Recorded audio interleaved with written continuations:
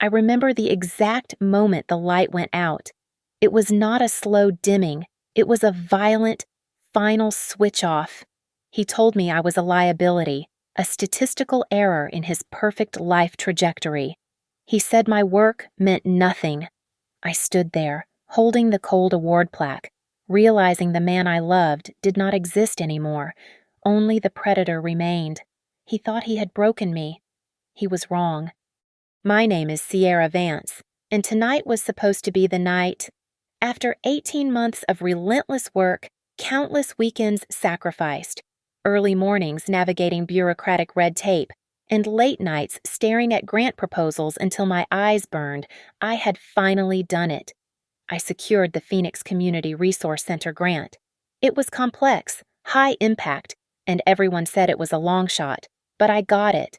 The funding was secure. I wanted to celebrate with the man I loved. The table was set.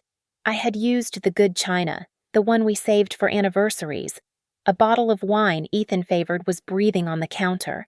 The salmon was ready to be plated, the asparagus perfectly roasted. I had even lit the tapered candles, their warm light flickering across the dining room. I glanced at the clock 8:30. He was late. Ethan Thorne, my husband of 6 years, was also at a celebratory dinner. His firm, Blackwood and Associates, was about to name him managing director. He was 34 and on top of the world. He had texted me earlier, a curt dinner with partners, don't wait up. But I wanted to. I wanted to see his face when I told him my news, to finally share a win that was all mine. 9 o'clock came and went. The candles burned lower. 10 o'clock. The salmon was cold, the asparagus limp. At 11:15, 3 hours after he was due, the heavy front door finally opened and closed.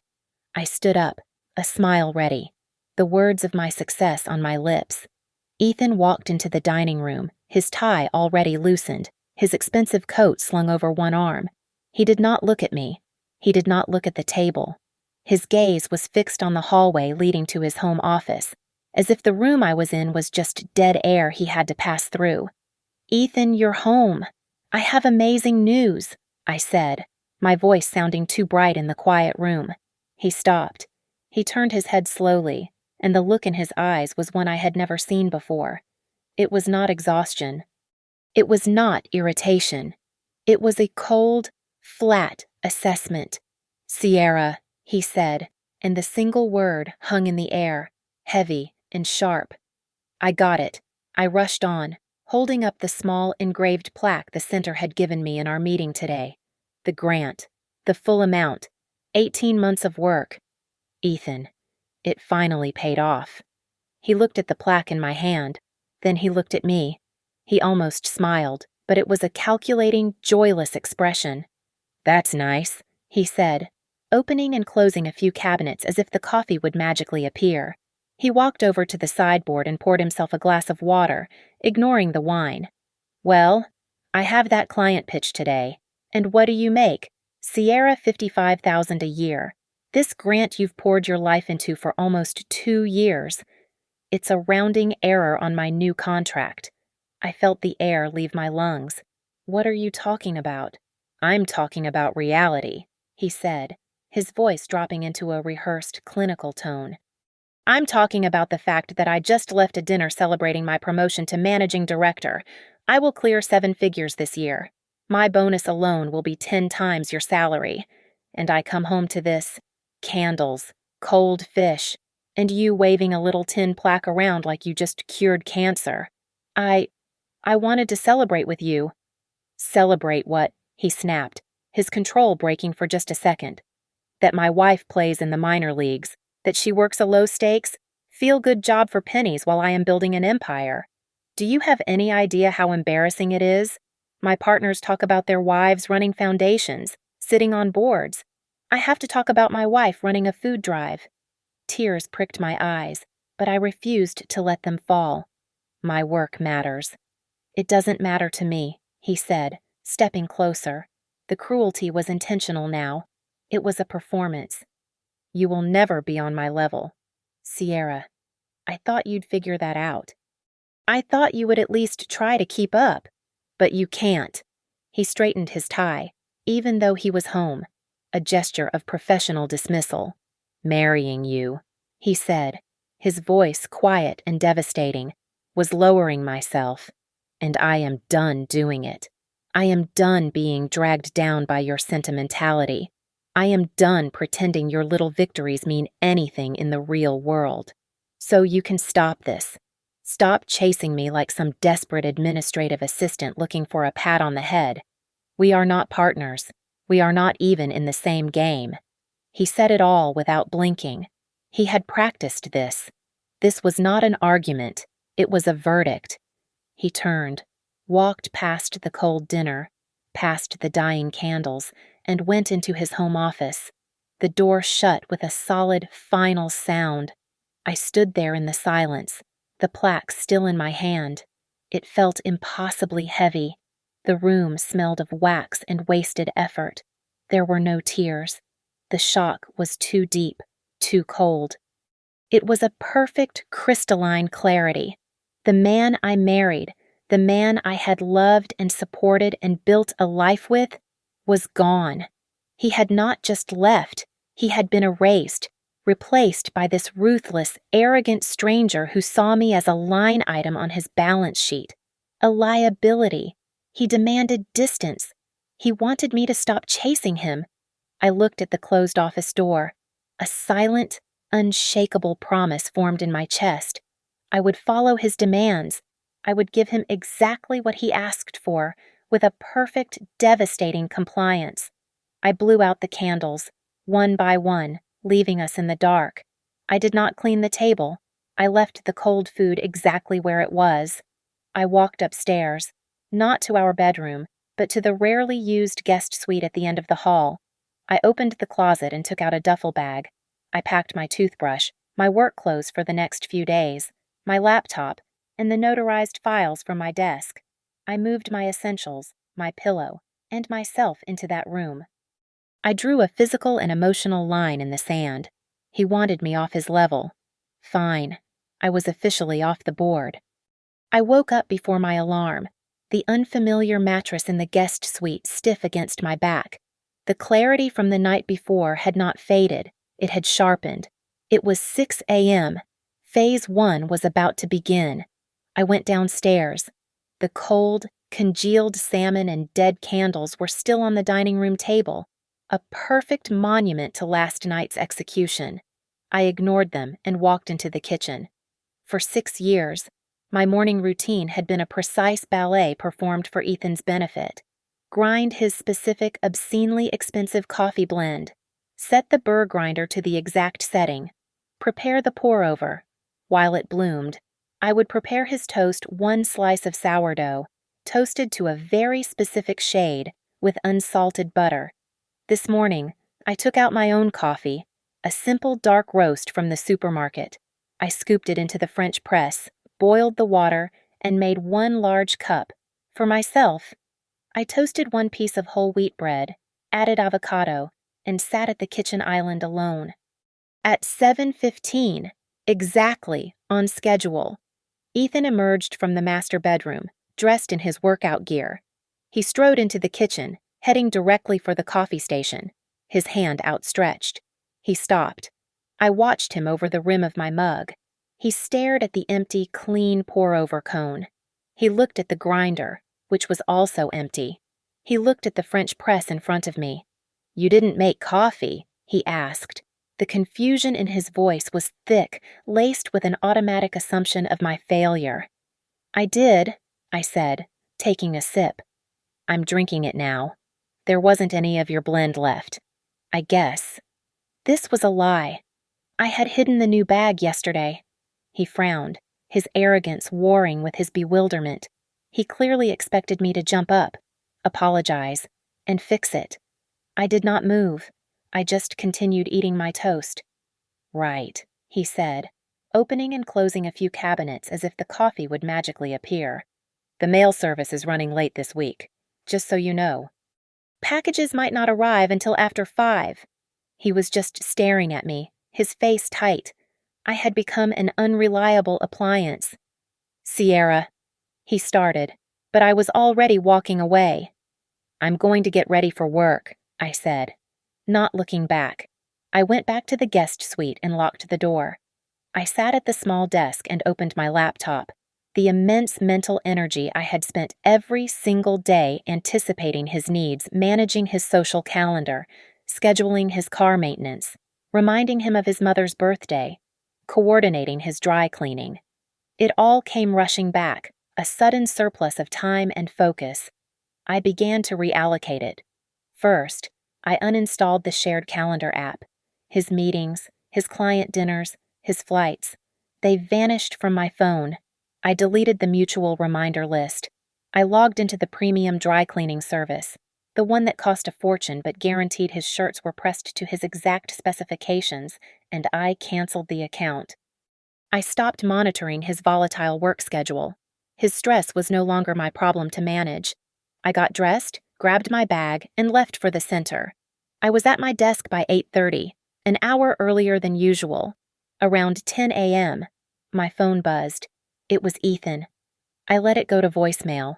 A minute later, a text. Where are my cufflinks? I looked at the text. They were his lucky ones, the silver ovals, the ones he had to wear for major pitches. I knew exactly where they were in the top left drawer of his dresser. Right where I always put them, but I had not put them out for him. Another text. And where is my blue suit? The one for the pitch, I smiled. A thin, cold expression. That suit was still at the dry cleaner, the premium service I had just canceled. He had forgotten to pick it up himself last week, and I had simply let it slip his mind. I texted him back. I'm not sure. I'm at work. His reply was a single angry question mark.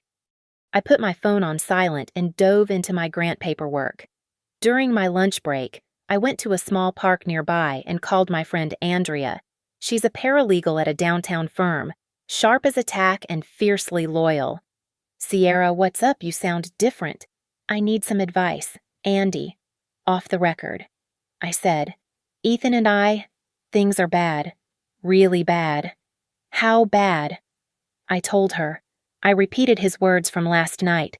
The $55,000 salary, the lowering himself, the desperate administrative assistant.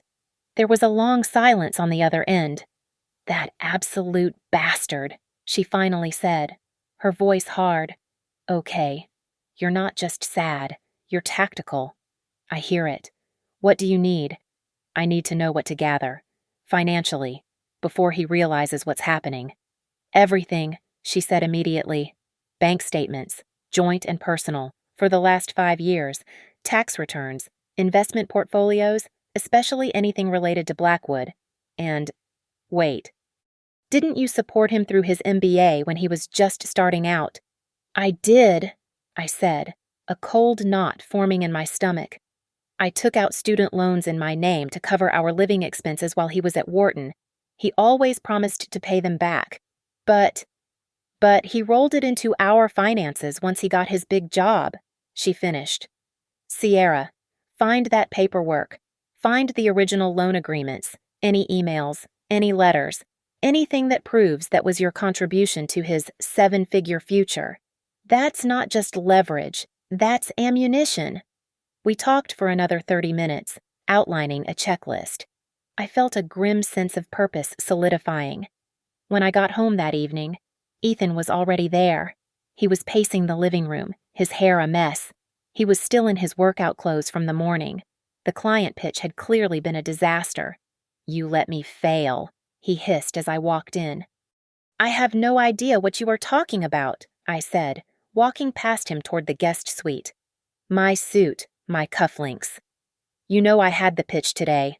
You sabotaged me. I stopped at the bottom of the stairs and turned to look at him. Ethan, you are a 34-year-old man. I am your wife, not your assistant. You told me last night to stop acting like one. I am simply respecting your boundaries. His face went pale, then purple with rage. He was seeing the first real consequence. I went to my room and locked the door. I opened my laptop and created a new, encrypted file. I opened a document and titled it E.T. Interaction Log. I began to type. I documented the date, the time, and his exact words from the night before. You will never be on my level. Marrying you was lowering myself. Desperate administrative assistant. I saved the file. This was not a diary of my pain. It was a ledger of his debt. I woke up at 5 a.m. The rage I had been suppressing for years finally had a purpose. It was fuel. I was not going to let it burn me up. I was going to channel it. I enrolled in an intensive early morning Krav Maga class. The first time I struck the padded shield, the instructor yelled, "Again, harder." I hit it again, channeling the memory of Ethan's voice. Low stakes, never on my level. The impact rattled up my arm. It was a clean, physical pain, a counterpoint to the dull ache of humiliation. I was done being passive. I was done absorbing his contempt. This was a physical redirection of energy, a proactive stance. I was learning to fight back. After class, sweat dripping, hands shaking, I called my sister, Clara. I had not spoken to her in 3 weeks. Ethan found her unrefined. "Sierra, it's barely 7 in the morning. Is everything okay?" "I need to see you," I said, my voice hoarse. "And Maya, can you meet this week? It's important." "Of course," she said, the warmth in her voice a stark contrast to the coldness I lived with. "What's going on?" "I'm leaving him." There was a sharp intake of breath. Then, "It's about damn time. Thursday, our old place. I'll get Maya." Seeing them at that loud, crowded wine bar was like breathing after being held underwater. I realized how completely I had isolated myself to fit into Ethan's manicured world, trimming away friends and family who did not meet his exacting social standards. I told them everything, the monologue, the desperate administrative assistant remark. Maya, who had been my college roommate, slammed her wine glass on the table. "That absolute son of a bitch. I remember you paying for his groceries when he was just an intern. You took out those loans so he could get that fancy degree while you worked 2 jobs. He's not on your level." Their anger on my behalf was a revelation. It was not just my pain, it was a legitimate grievance. This new energy was visible.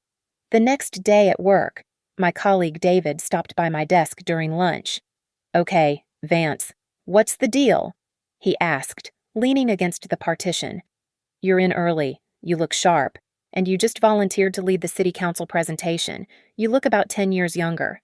I smiled, a real smile. "Just making some life adjustments. David, cutting out a lot of toxic overhead." "Well, whatever it is, keep it up," he said. "It's great to have you fully back." My biggest adjustment was scheduled for that afternoon. I had set up a confidential meeting with Amelia Reyes. Her name was spoken in hushed tones in certain circles, a high-asset divorce attorney known for her merciless, clinical approach to financial settlements. Her office was in a discreet building, her name not even on the lobby directory. Amelia was sharp, wearing a perfectly tailored suit, her gaze analytical. She did not offer sympathy. She offered strategy. I laid out the facts: my $55,000 salary, his impending 7-figure promotion, my years of financial support, his exact words. She listened, her fingers steepled, showing no reaction. When I finished, she nodded once. "His arrogance is his primary liability," she stated, her voice crisp. "He thinks you are a non-factor. We will use that. This impending promotion, the bonus specifically, that is marital property. Every cent he earns up until the day a petition is filed is community asset. Your early financial support for his degree gives you significant leverage on that asset." She leaned forward. "Your first task: go to a different bank, a branch you have never visited. Open a new, private checking account in your name only. Set up an automatic payroll transfer from your job. Make it small enough to escape immediate detection, maybe $400 a paycheck. It's not for running. It's an emergency fund. It's the beginning of your exit." I felt a cold resolve settle over me. This was real, as if the universe was confirming my decision. An unanticipated professional win landed in my lap. My work on the grant, the one Ethan had dismissed as pennies, had caught the attention of a city council member. My organization, eager for the good press, featured me in a local news segment about the program. Suddenly, I had a public visibility, a professional identity separate from Ethan. I was Sierra Vance, a valued public servant, not just Ethan Thorne's quiet, supportive wife. That night, energized. I began the hunt Andrea had suggested. I went to the guest suite closet, where old file boxes were stored. I was looking for the loan agreements, the proof of my early investment in his career. I dug through years of paper, old tax returns, college transcripts, and then I found it. It was not just the loan documents. It was an old, notarized letter, typed on heavy bond paper. I remembered it instantly. It was from 2 weeks before our wedding. Ethan had been in a rare phase of prenuptial anxiety, worried about the financial imbalance, afraid I was taking on too much risk.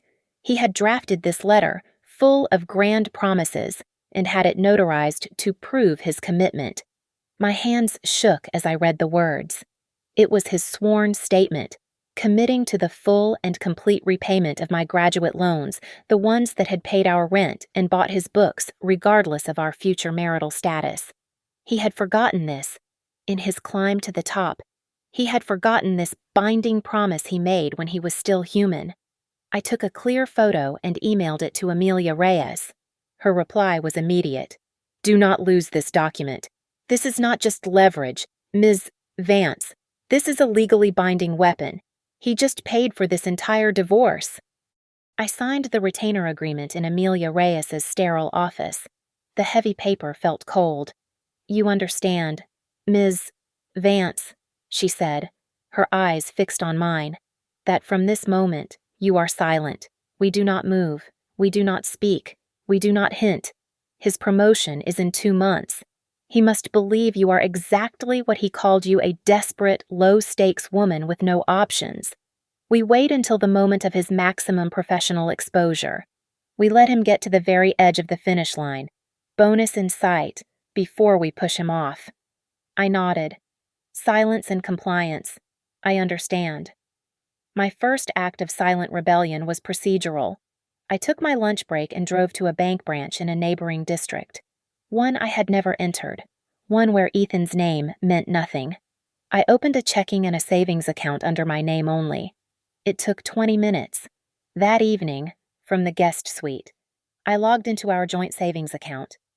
It was an account Ethan rarely monitored. He considered it our property tax and insurance fund, beneath his high-level asset management.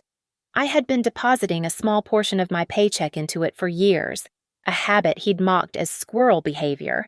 I transferred a calculated emergency amount $5,000 into my new, invisible account.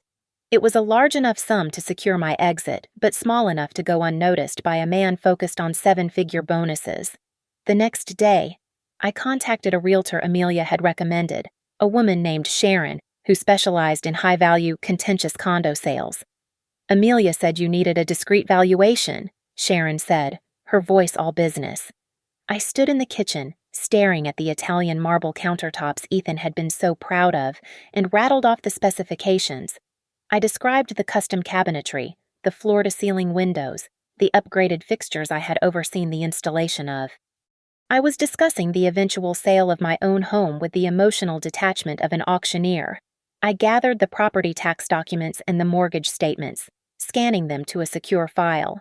The first ripple effect of my compliance happened exactly 2 weeks after Ethan's monologue. He had an important client to entertain. My phone rang. It was the first time he had initiated a call since that night. I let it ring twice, then answered, my voice flat. "Hello."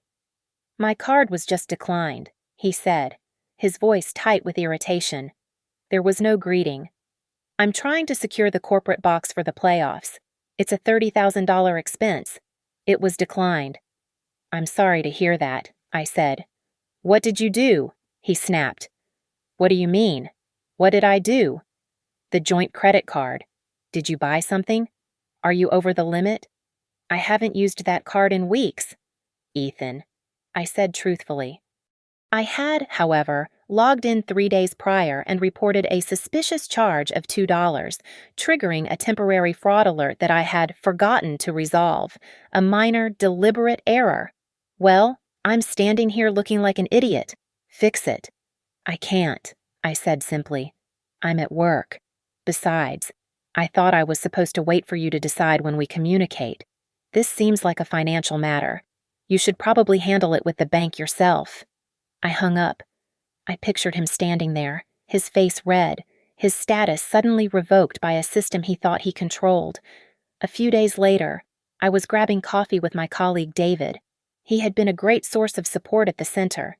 You were right to focus on your grant work, he said, handing me a cup.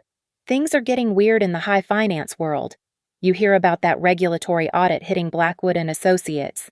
My blood went cold. Know what kind of audit? Major, he said. My brother-in-law is in compliance, and he says the regulators are targeting them hard. Something about how they're valuing assets for their big investment clients. Ethan's firm. I kept my face neutral. Wow, that sounds intense. Yeah, he said they're digging deep. A bad audit could be catastrophic for them. I immediately relayed this information to Amelia. She was quiet for a moment. This is good, she said. This adds external pressure. It makes his domestic stability, which is what we are about to shatter, even more critical to his professional survival. She then launched her own small, strategic missile. A week later, Ethan came home late, looking exhausted. He threw a certified mail envelope onto the kitchen island. It was addressed to him, at his work address at Blackwood. What the hell is this? He demanded, shoving it toward me. I looked at it. It was a technical legal notice from the city tax assessor's office. It was dense with bureaucratic language, citing 3 different obscure county codes and referencing a discrepancy in the supplemental property tax assessment tied to our condo's last refinance. It was completely confusing. It looks like a tax notice, I said. I know it's a tax notice. I spent 2 hours on the phone with the city today instead of preparing for my review. They're saying our valuation is off and we might owe back taxes. It makes no sense. That's strange, I said, sipping my water. It was strange. It was also an action Amelia had filed, a minor legal maneuver designed to do exactly this, create a confusing, time-consuming, and technical problem that landed on his desk. Not mine. It was a paper cut, designed to irritate and distract him, forcing him to spend hours deciphering a minor problem I had created. While he was busy drowning in regulatory audits and confusing tax forms, I began to pack. I started in the guest suite. I bought plain brown boxes and packing tape. Every night, after he went to his office to stress about his promotion, I packed. Books, my old college sweatshirts, the photo albums he was never in, the few pieces of jewelry I had bought for myself. On Saturday, while he was at a mandatory golf outing with his partners, Clara came over with her SUV. We loaded the boxes. We were quiet, efficient. He hasn't noticed a thing, she whispered, carrying a box of my files. He doesn't see me, I said. He only sees his promotion. He's completely oblivious. I was physically preparing my exit. I was becoming a ghost in my own home, storing my life in Clara's apartment, box by box. The condo was slowly emptying of me, and he never even noticed. I began to watch him from the detached perspective of an anthropologist. Ethan, the man whose entire identity was built on meticulous control and flawless presentation, was visibly coming apart. The absence of my invisible labor was no longer a minor inconvenience. It was a systemic failure. His designer suits, usually immaculate, now looked slept in, the creases behind the knees pronounced. I saw him one morning frantically searching for a matching sock, his hair uncombed. The man who lectured me on prestige could not manage a laundry cycle. Our pristine kitchen became a monument to his chaos. Expensive, half-eaten delivery food containers littered the marble countertops. Greasy bags from high-end burger joints were piled by the door. He, who had criticized my low-stakes job, was fundamentally incompetent at the basic logistics of feeding himself. He frequently misplaced his keys, his security badge, his wallet. I would hear him swearing in the master bedroom, tearing the room apart, looking for an item I was no longer there to track. He started staying out later and later. The house, once his castle, had become a confusing, silent place that no longer served him. He was clearly avoiding it. He would come in well after midnight, stumbling slightly, reeking of expensive whiskey. I used his absences. While he was out trying to maintain his facade with clients, I was meeting with Amelia. We sat in her quiet office, refining the timeline. "He's avoiding the house," I told her, sipping the bland water she offered. "He looks terrible." It was true.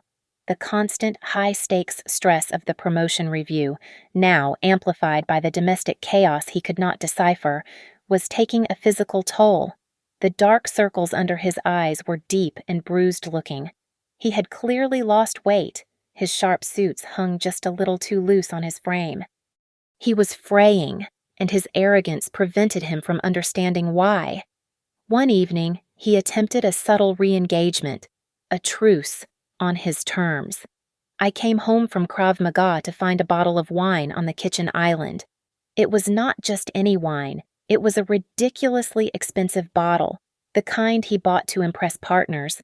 There was no note, just the bottle, a silent offering, a symbol of the high level he wanted to return to.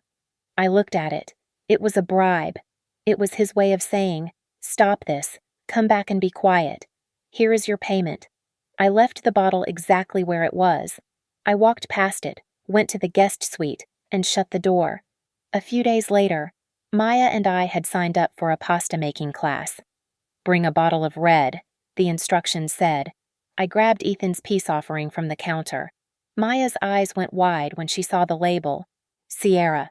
This is that one. This costs like $400. "It was a gift," I said, handing it to the instructor. "Let's cook with it." We watched as the chef poured the deep red liquid into the bolognese sauce, the complex notes disappearing into the tomatoes. It felt like the perfect dismissive act. The following week, the major twist we had been waiting for arrived. Amelia called me at my desk. "We have the date," she said, her voice sharp.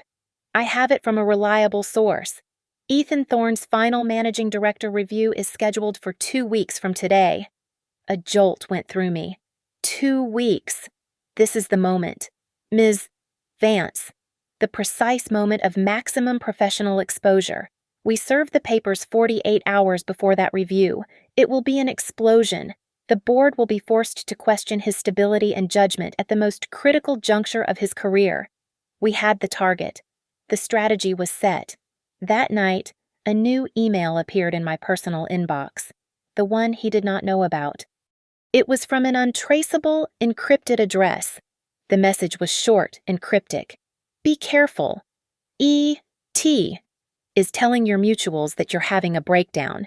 He's saying the stress of your job is making you emotionally unstable and erratic.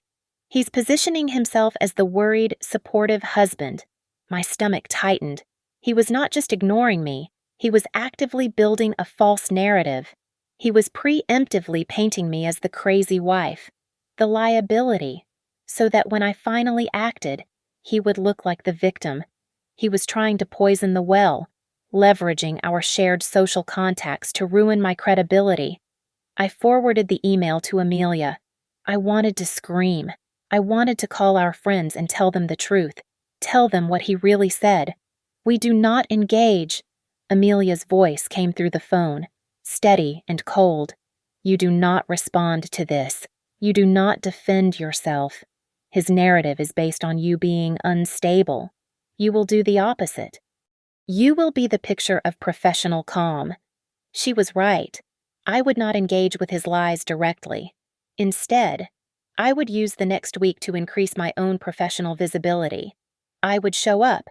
I would be brilliant, and I would let my stability and my success be the direct contradiction to his claims.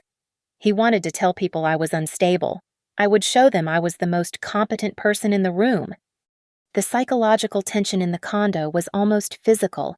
Ethan was escalating his contact attempts, cycling wildly through emotional states, all recorded on my old, almost forgotten secondary voicemail. I sat with Amelia and listened to them. The first voicemail was contrite, professional. Sierra, look, I know things have been difficult. The pressure at Blackwood is incredible. I apologize for my behavior. Truly. Let's talk about a reset.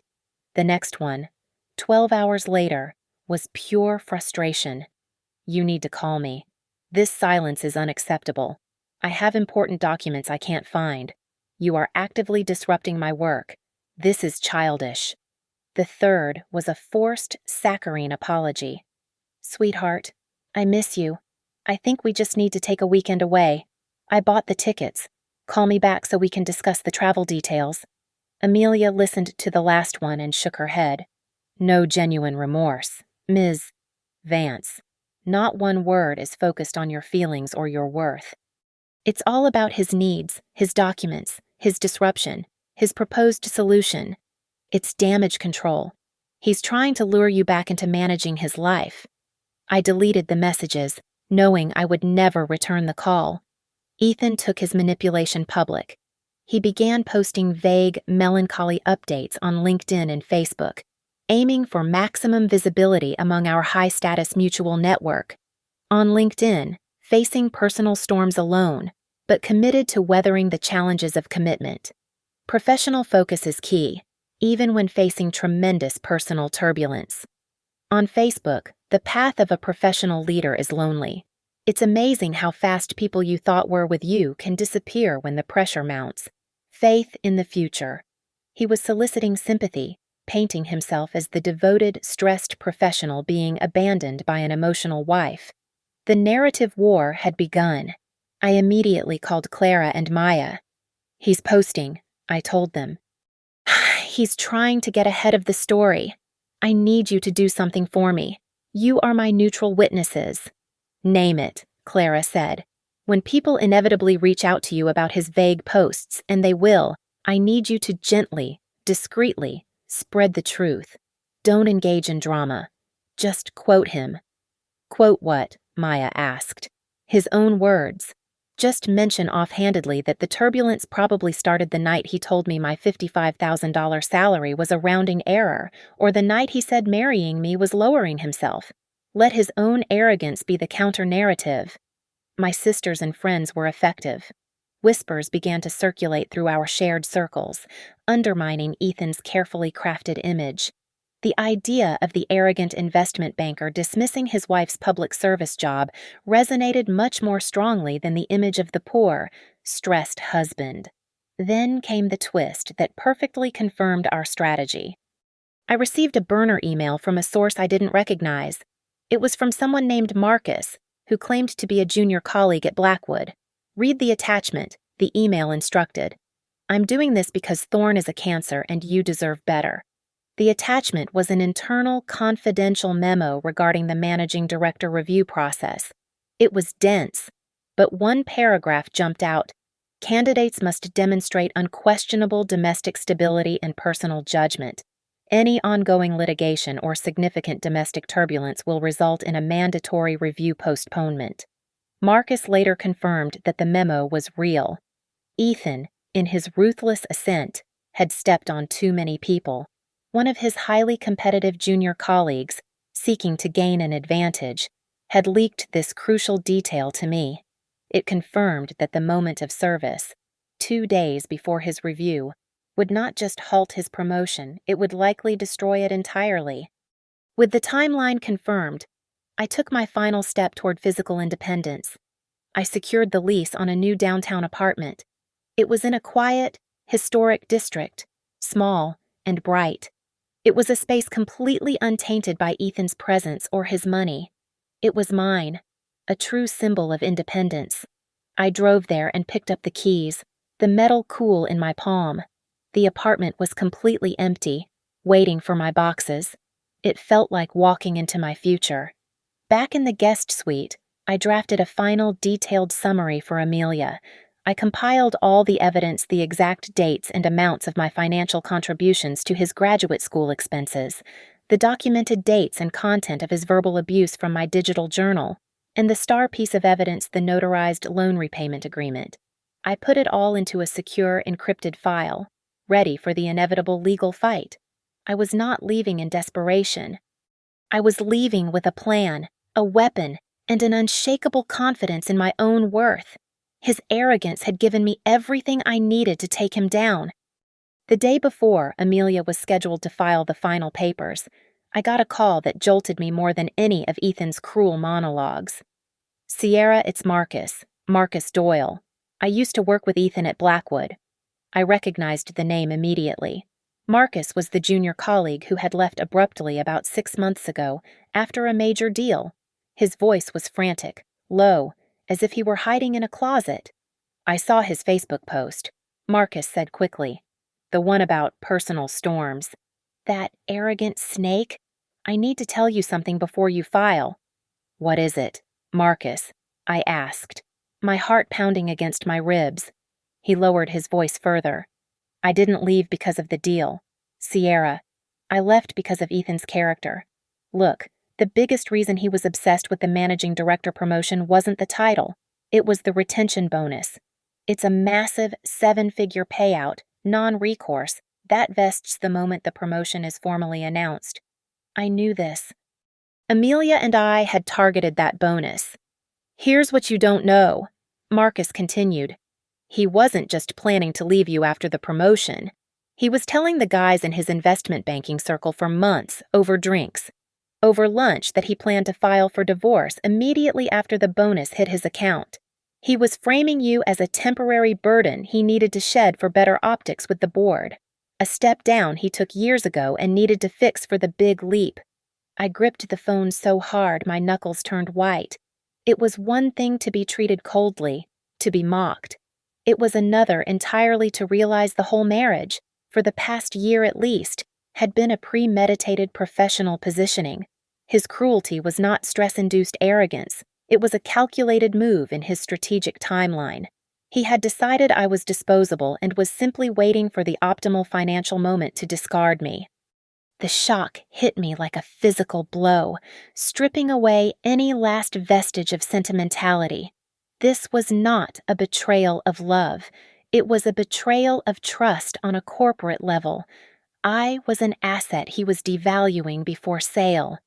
"Thank you, Marcus," I whispered, the words tasting like ash. "That changes everything." I finally understood the full scope of Ethan's current panic. His strategic timeline was simple: get the promotion, collect the 7-figure bonus, file for divorce, retain the full bonus as his separate property. My calculated exit, 2 weeks before his promotion review, had completely derailed his plan. His bonus was now marital property, and his domestic instability was now a huge professional liability. He had tried to discard me, but I had jumped ship with the GPS coordinates of his most valuable cargo. I called Amelia and relayed Marcus's revelation. His intentions were not just cruel. They were fraudulent. He was waiting for the bonus. "Excellent," Amelia said, sounding grimly pleased. "This context strengthens our position immensely. We finalize the paperwork tonight. The papers will be served at Blackwood and Associates the following Monday, 10 a.m., precisely during his pre-review preparation period." I went home to execute the final physical exit. Clara and Maya were there. We moved the last of my furniture, the boxes containing my personal life, into my new apartment. As soon as we were done, I drove back to the condo. I changed the locks on the exterior doors. I went to the master bedroom and changed the codes on the home security panel. I was still technically a co-owner, and I was exercising my rights. I left nothing for him to trace me by. No note, no forwarding address. Late that evening, a new email arrived in the shared inbox, the last vestige of our connection. It was long, desperate, and rambling. "Sierra, I know I messed up. I'm overwhelmed by Blackwood. We need to talk. Not about division, about us. I just booked 2 round-trip tickets to the Maldives, leaving in 3 days. Spontaneous. Just us. We can reset. Please. I need you. Don't throw away what we have. A spontaneous trip. 3 days before his high-stakes review. It was a clear, crude attempt to lure me back into his sphere of control, to get me out of town, to distract me from the legal deadline he knew was fast approaching. He was trying to buy back his asset. I forwarded the entire email chain to Amelia. Note the date and the manipulative timing. I wrote, "He is trying to prevent the filing and the professional review." Amelia replied with a single, satisfied word. "Noted. See you Monday." The trap was set, the bait was taken, and the door to my old life was officially locked. Monday morning felt different. It was not just another day, it was the date of execution. I arrived at the Phoenix Community Resource Center before 8 a.m. I poured myself coffee and sat at my desk, forcing myself to review the quarterly budget projections. I looked at the spreadsheets, at the columns of numbers representing real, tangible help for real people, and focused intensely. Across town, in the polished glass tower of Blackwood and Associates, the bomb was set to detonate at 10 a.m. The minutes dragged. 9:30, 9:45. My hands were steady, but my stomach was a coil of pure, anticipatory tension. At 10:03 a.m., my phone buzzed. A text message from Amelia Reyes. "Amelia Reyes. Papers served, in front of managing partner and 3 others. Mission accomplished." A cold wave of vindication washed over me. I sat back in my chair, exhaling slowly. It was done. Later that afternoon, I received a detailed, encrypted email from Marcus. He was my spy, my unwilling witness to Ethan's humiliation. He provided the perfect cinematic details. Ethan had been called into a high-level meeting with the managing partner and 3 senior directors for a final pre-review prep session. He was in his element, holding court, discussing the regulatory audit with practiced calm. The receptionist had entered, looking nervous, carrying a bulky, legal-sized envelope. She had placed it directly in front of Ethan. Ethan, annoyed at the interruption, had slit the envelope open with a letter opener. Marcus wrote that the color drained from Ethan's face the moment he saw the title, "Petition for Dissolution of Marriage." His carefully maintained composure, the entire facade of the untouchable investment banker, cracked instantly. Marcus reported that Ethan crumpled the documents in his hand, his mouth working silently. The meeting, Marcus said, dissolved into stunned silence as Ethan abruptly pushed back from the table and stormed out. He did not look back. The immediate fallout at Blackwood was swift and brutal. Gossip, the kind that travels faster than light in high finance circles, rippled through the office. Rumors spread like wildfire. It was not just a divorce, it was a contentious filing timed 2 days before his promotion review. The internal memo, the one about the need for unquestionable domestic stability, suddenly became gospel. Ethan's unstable personal life became the key liability for the prestigious director position. Ethan tried to contact me immediately. His first instinct was to use my old number, the one I had used for 6 years. He got the automated message that the number was disconnected. Marcus reported he tried several times, his rage and disbelief mounting with each failed attempt. His asset had vanished. The emails started coming in within the hour. They were not apologies. They were threats. They were legalistic, cold, and copied directly to Amelia. "Ethan Thorne, I will ensure you face contentious litigation. You will regret this timing. I will expose your professional incompetence and ensure you are left with nothing. Your career at that joke of a center will be ruined."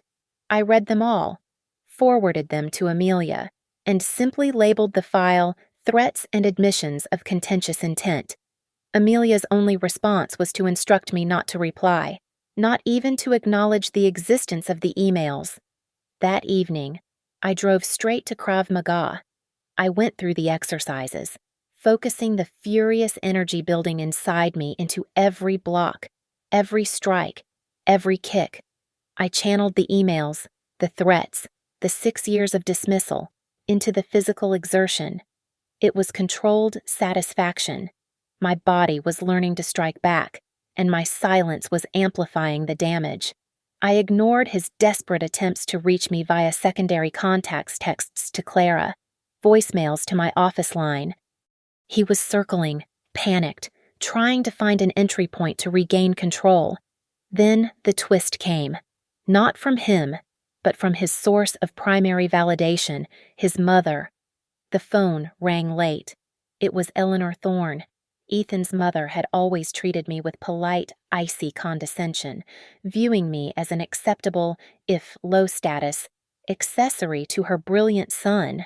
I answered, bracing myself for a verbal assault in defense of her boy. "Sierra," she said, her voice strained, but oddly transactional. "I understand you have served Ethan. This is terribly stressful for him right before the review." "It is," I agreed calmly. "Yes. Well, I'm calling because he is clearly not thinking straight. He is talking about retaining some terribly expensive litigators in New York. I simply wanted to know what the financial settlement figure you are requesting. I need to know the damage." I paused, absorbing the true meaning of her call. She was not calling to save the marriage. She was calling to minimize the financial loss. Ethan had already shifted his focus entirely from saving his wife to minimizing the financial damage he faced. The marriage was dead, and he only cared about the price tag. "Eleanor," I said, my voice quiet and firm, "I'm sure Ethan will have his attorney contact you with the details. I am no longer handling his financial management." I hung up, the controlled satisfaction deepening into quiet certainty. He had fallen into his own trap.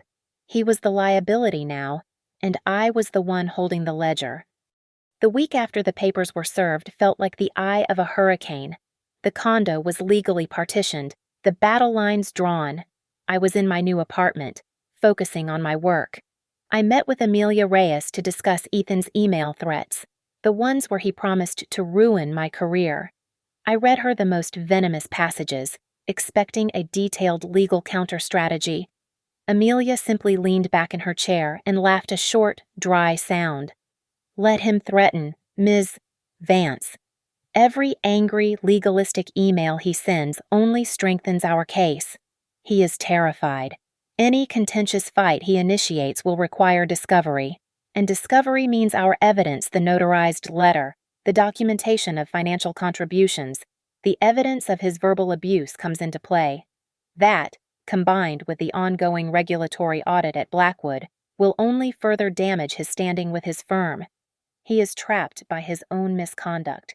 His threats are hollow." She had perfectly assessed the situation.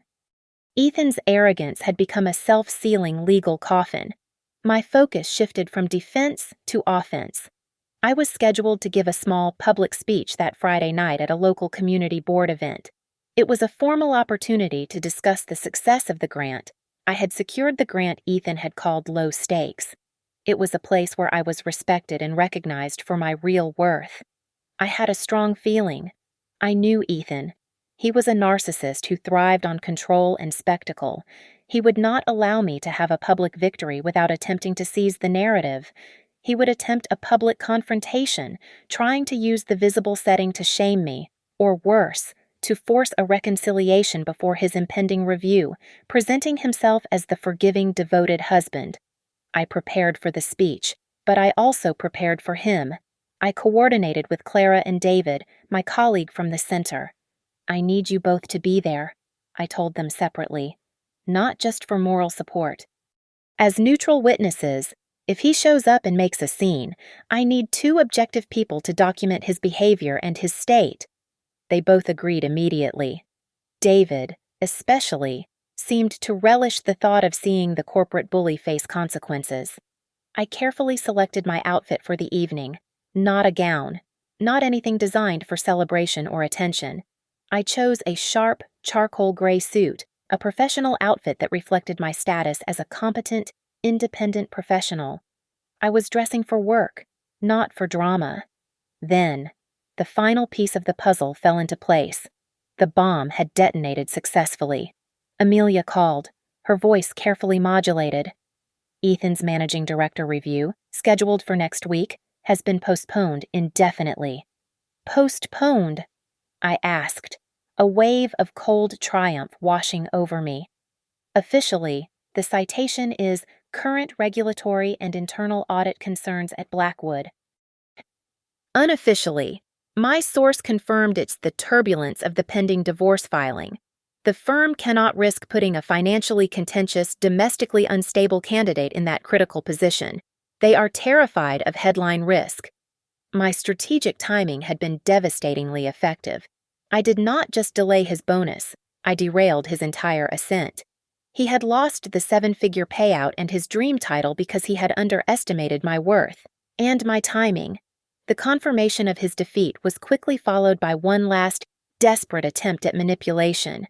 A text arrived from an unknown number he was cycling through burner phones now. Unknown Sierra. I need to speak to you. One last time, for closure. Please, meet me after your event. Just 10 minutes. Don't let this end with silence. We need to say goodbye properly. Closure. A lie. It was a trap. A final attempt to draw me into his sphere, to break my composure, to shame me into submission. It was an attempt to control the very narrative I was about to claim. The stage was set perfectly for the community board event. I opened my journal, the one where I documented his cruelty. I looked at the words that had broken me, the words that would now set me free. I wrote down the exact phrasing on a clean sheet of paper. You said I would never be on your level. You said marrying me was lowering yourself. These words would be the final, decisive blow in the confrontation. I knew exactly how and when I would use them.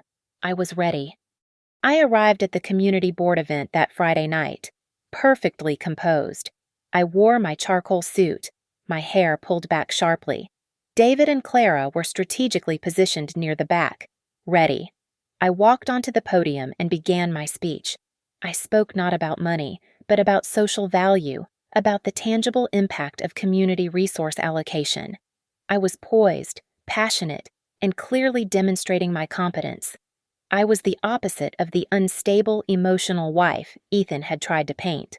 I was finishing my Q&A session, fielding a complex question about future funding expansion, when the room hushed.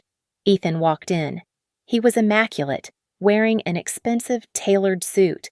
But the illusion of control was ruined by the desperation in his eyes. They darted nervously around the room. He walked right to the front, an obscene object in his hand, a velvet box containing a limited edition watch, a ridiculously expensive gift designed to symbolize his high-level apology. He waited until the community leader thanked me. Then he launched his maneuver, interrupting the silence. "Excuse me," he called out, his voice loud, rehearsed. "I know this is inappropriate, but I need to make a public statement to my wife. Sierra." He walked towards the podium. Clara subtly raised her phone. "I need to say this," Ethan continued, his voice dripping with forced humility. "These last few weeks have been incredibly stressful. I admit I have been overwhelmed by the pressure at Blackwood. I said things I deeply regret. I was stressed. Sierra, I want to publicly apologize. I was focused on the promotion, and I let my stress cause me to say things that were entirely out of character, things that Sierra clearly misunderstood. There it was, the gaslighting. You misunderstood. He was trying to frame my pain as my error in comprehension. He extended the watch box. I stopped him. I raised my hand slightly, a small, calm gesture. The entire room, community leaders, my supportive colleagues, and even a few Blackwood associates who were observing the event focused on the high drama unfolding between the golden boy of finance and his quiet wife. I looked directly at him. My voice was calm, measured, and carried effortlessly across the silent room. You are right, Ethan. You said things when you were stressed, and I remember those exact words perfectly. I walked out from behind the podium, holding the paper where I had written his phrases. I did not raise my voice, but I lowered the temperature of the room instantly. You told me that my work, the grant I just spoke about, meant nothing, I said, my gaze steady. You said that my $55,000 salary was a rounding error on your contract. You said, and I quote, "You said I would never be on your level." Ethan's face went white. He opened his mouth, but no sound came out. I took a step closer. And you said, standing over a cold dinner I had prepared to celebrate my success. And again, I quote, you said marrying me was lowering yourself. The words hung in the air, exposed, ugly, and undeniable. The community board members exchanged shocked glances. I placed the paper on the podium and looked at the audience, then back at him. My voice was now cold, infused with the quiet confidence of a general winning a decisive battle. You were right about one thing. Ethan, I said, we are not on the same level. I met his frantic gaze. I deal in real-worth education, community aid, integrity. I deal in helping people who make minimum wage find a place to live. You deal in inflated profits and loopholes designed to benefit the already wealthy. I choose my level, and I have absolutely no interest in descending to yours. Then, I delivered the ultimate public twist. That is why I have already filed for divorce, effective this week. And thanks to your own prenuptial anxiety, I smiled faintly, I have secured a significant financial settlement based on your pre-partnership value, leveraging your arrogance and the notarized financial evidence that you conveniently forgot existed. I paused, letting the victory settle. The very prestige you used to mock my worth is now crumbling. Your managing director promotion, the one that was supposed to vault you away from me, has been delayed indefinitely, due to the turbulence of your judgment and your instability. Ethan was utterly defeated. His carefully constructed facade shatters in front of his community peers. He stared at me, the gold watch box still dangling uselessly in his hand. He was ruined, not by me, but by the exposed consequences of his own contempt. At that moment, a man in an expensive suit, who was clearly his lawyer expecting a quiet, discreet meeting after the event, arrived and saw the public spectacle. He buried his face in his hands. Ethan turned, dropped the velvet watchbox to the floor, and left in humiliated silence. He did not look back. I smiled faintly, picking up the small, engraved award plaque from the podium. Now, I said, turning back to the community board, my voice regaining its professional warmth. Where were we? I believe we were discussing the next grant initiative for youth employment. I had proved definitively that my worth was inherent, and my life had successfully moved beyond him. Thank you for listening to my story. Please comment below and let me know where in the world you are listening from so we can connect and share your thoughts. Don't forget to subscribe to Lily Revenge Stories, like this video, and hit that hype button so this story can be heard by more people.